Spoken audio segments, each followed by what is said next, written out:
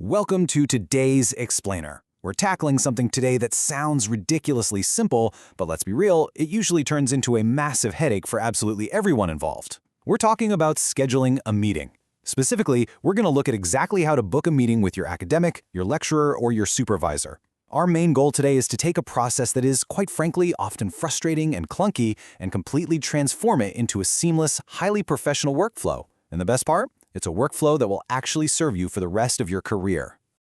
I mean, if you're a university student, you've almost certainly sent this exact email. You've got a burning question about an assignment, you need some solid academic advice, or you're stuck on a complex problem that's just way too difficult to type out in a massive wall of text. So you write to your lecturer, and you ask, probably with a heavy sigh of desperation, when are you available? Now let me be super clear here. There is absolutely nothing wrong with wanting to meet. We want you to meet. But the way we ask for that meeting, yeah, that can definitely be improved. Okay, let's dive into this. On one hand, we have the amateur approach, which is that dreaded 5-email back-and-forth chain. You ask when they're free, they reply with a day, you say that day doesn't work and suggest another. It's just painful, soul-crushing email ping-pong. Contrast that with the professional method, a single, wildly efficient calendar invite. Today, we are officially leaving the email ping-pong behind, and we're going to master the calendar invite.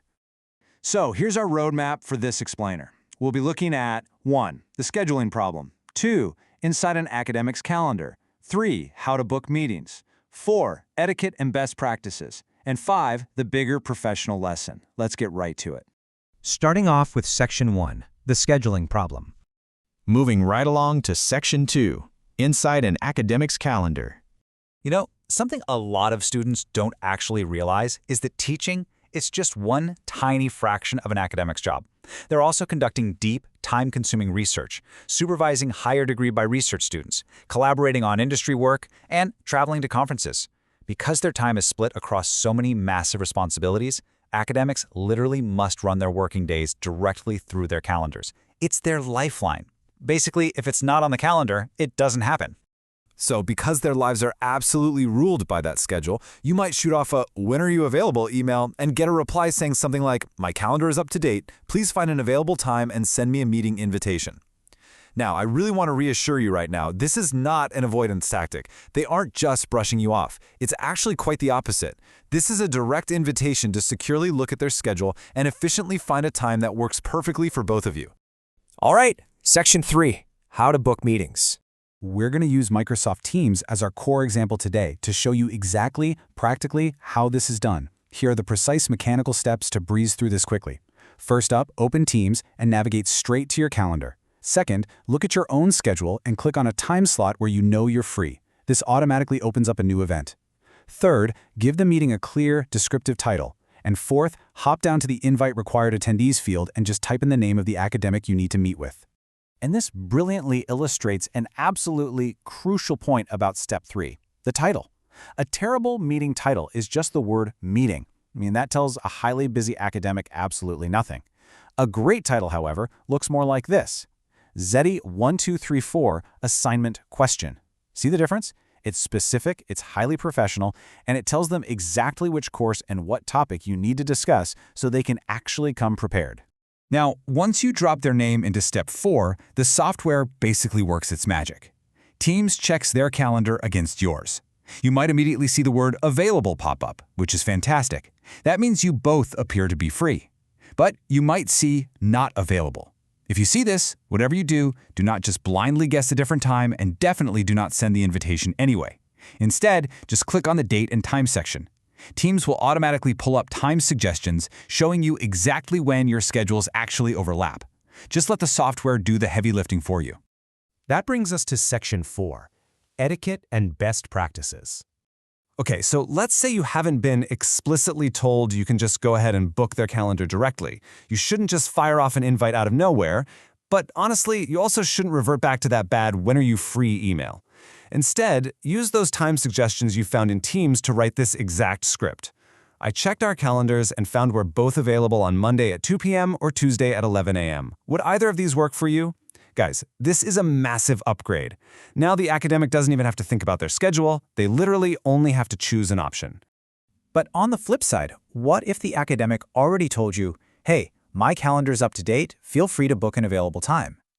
In that case, do exactly what they said. Choose a mutually available time and just book it directly. You absolutely do not need to send another email asking for permission to send a calendar invite. Trust me on this, they will seriously appreciate your efficiency. When you do finally book it, keep this golden rule in mind. 30. For most straightforward conversations between a student and an academic, my strong recommendation is to book exactly 30 minutes. You almost never need a full hour just for an assignment question or a quick check-in.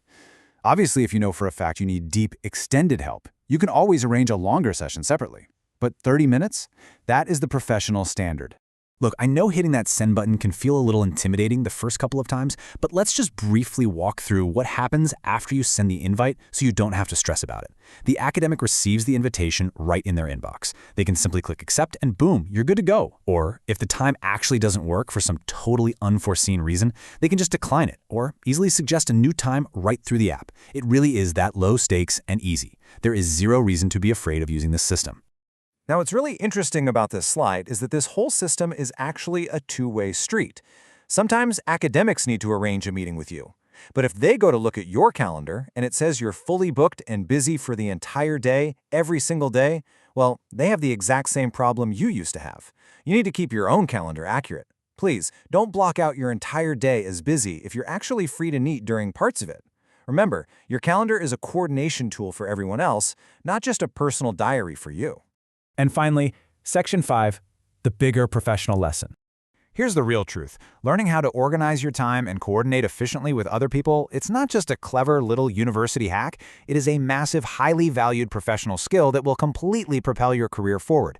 The exact same methods you're learning to use today with your academics, those will be the exact same methods you use tomorrow with your colleagues, your future supervisors, high-level clients, and complex project teams. It is literally all the exact same skill set. If you really want to solidly cement this new, structured approach into your memory, you've got to take this central mantra with you. Check. Find a common time. Book. Communicate. Seriously, memorize that. Check their calendar, find the overlap, book the slot, and communicate clearly in the title. That right there is the ultimate formula for seamless, professional scheduling. I'll leave you with this provocative thought as we wrap up. Just how much time, and honestly how much frustration, could you save this semester by taking total control of your calendar? Drop the amateur "when are you available" email, step up to professional scheduling, and just watch how much smoother your academic and professional life becomes. Thanks so much for joining me on this explainer, and I'll catch you on the next one.